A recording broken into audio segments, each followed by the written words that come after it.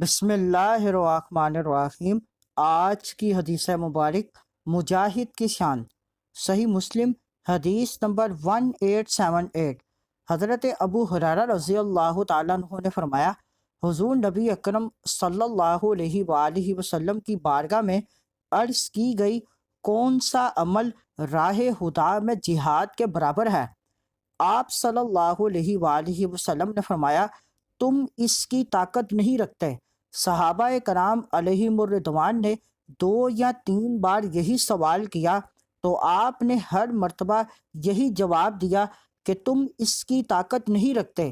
پھر آپ صلی اللہ علیہ وآلہ وسلم نے ارشاد فرمایا، اللہ تعالیٰ کی راہ میں جہاد کرنے والے کی مثال اس جیسی ہے جو دن میں روزہ دار اور رات کو اللہ تعالیٰ کی آیات کے ساتھ قیام کرنے والا ہو، نہ روزے سے تھکے نہ نماز سے، حتیٰ کہ اللہ کی راہ میں جہاد کرنے والا واپس آ جائے۔